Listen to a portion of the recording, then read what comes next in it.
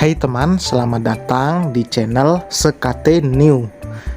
Jangan lupa pada teman-teman untuk like, komen, dan subscribe supaya tidak ketinggalan update dari channel ini. Mimin ucapkan terima kasih. Selamat menyaksikan. Sandiwara bangkrut sang direktur ke istri, bab 55. Keesokan harinya, saat langkah Adrian hampir sampai menuju ruangannya, Amira tiba-tiba menghentikan langkah bosnya dengan menyampaikan sebuah pesan.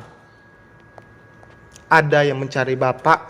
Dia menunggu Anda sejak tadi, Pak," ucap Amira setelah berdiri menyambut kedatangan Adrian. "Siapa Amira?"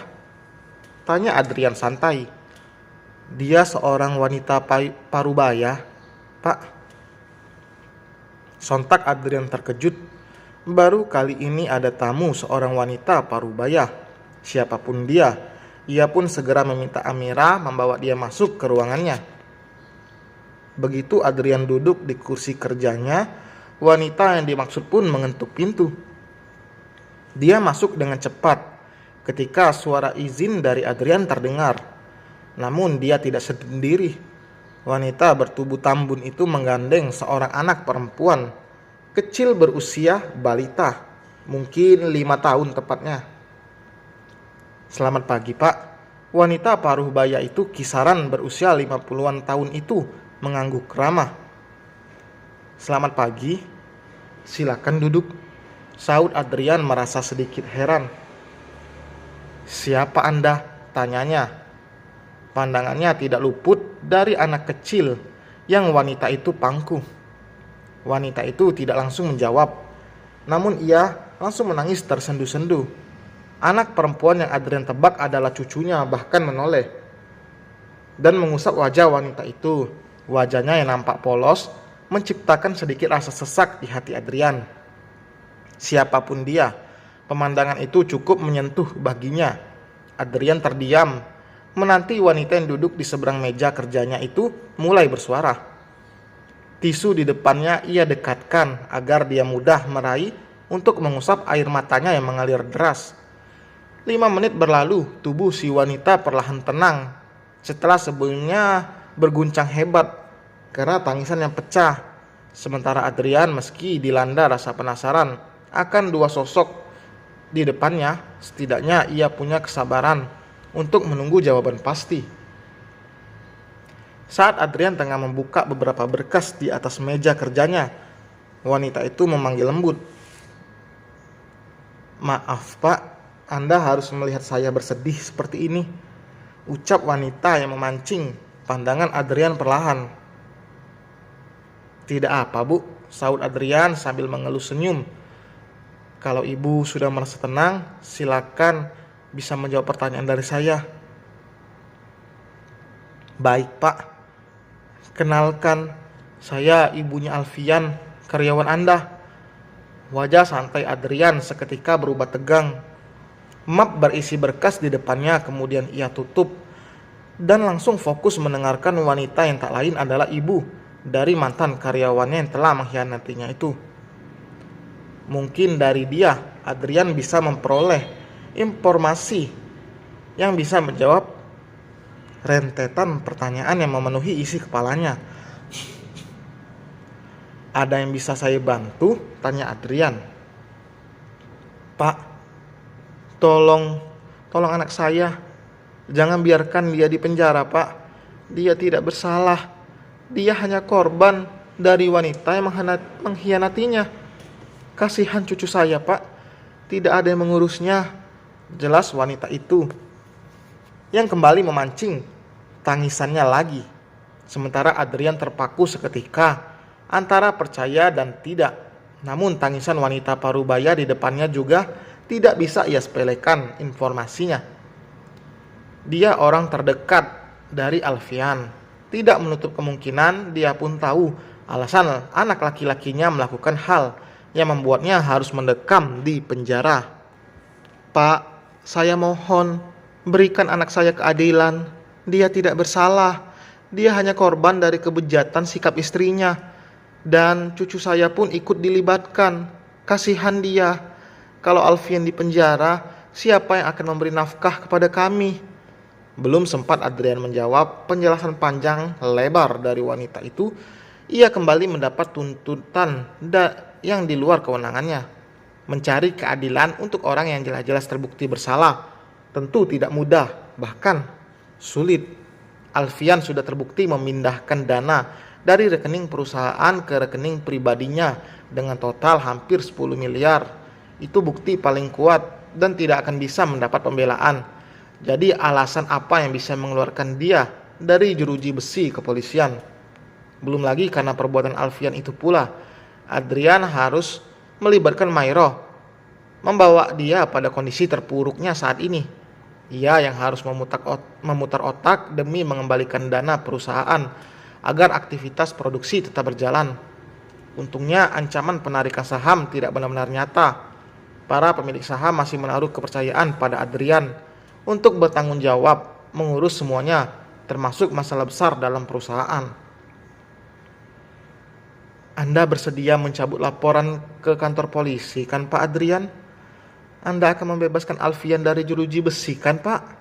Lagi-lagi wanita itu menuntut, membuat Adrian dilema, tangisnya bahkan kembali luruh. Memang benar, secara pribadi Adrian ragu jika ini perbuatan dari karyawan yang ia kenal jujur dan bertanggung jawab itu.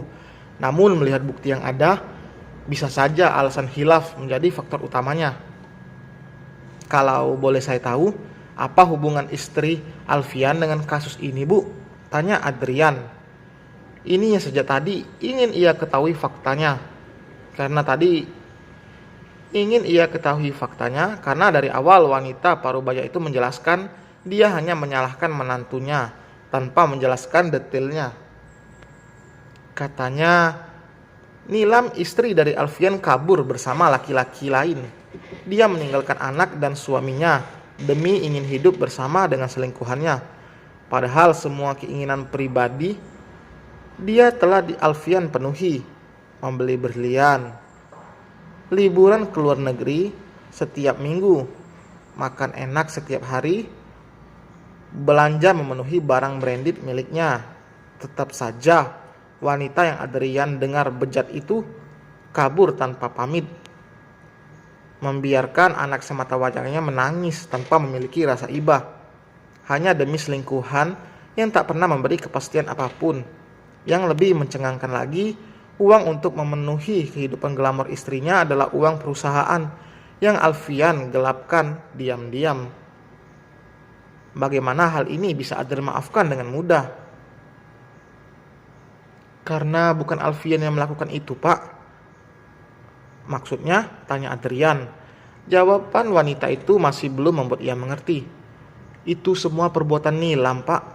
Dia yang memindahkan dana perusahaan ke rekening pribadi Alfian dan tanpa pengetahuan anak saya juga.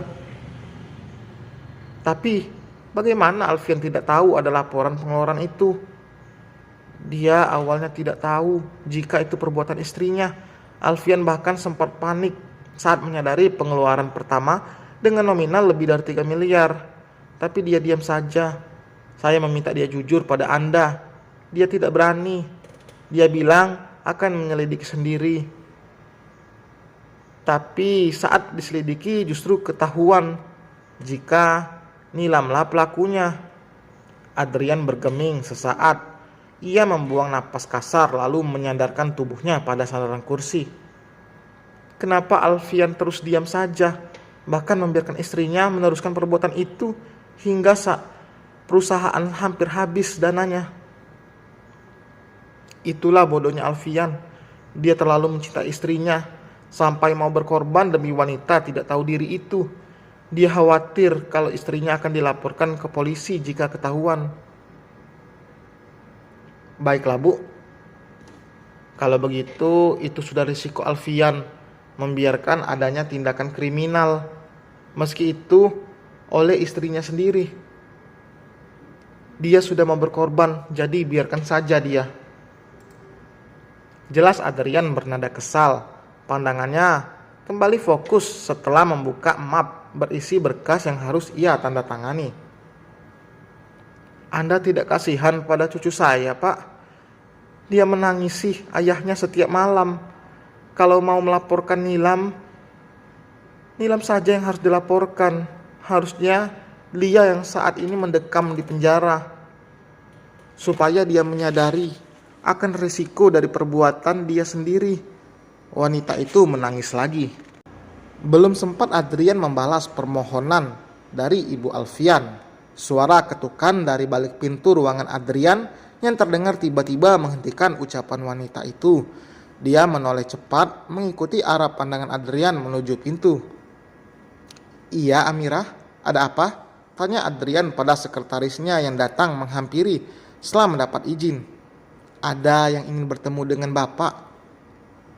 "Siapa?" "Pak Farel, Pak." "Dia? Untuk apa lagi?" Ingin menolak kedatangan lelaki itu, namun Adrian tidak kuasa. Entah mau apa lagi, dia datang. Dan selesai teman, terima kasih telah mendengarkan. Jangan lupa like, komen, dan subscribe. Kita bertemu di bab berikutnya. Bye.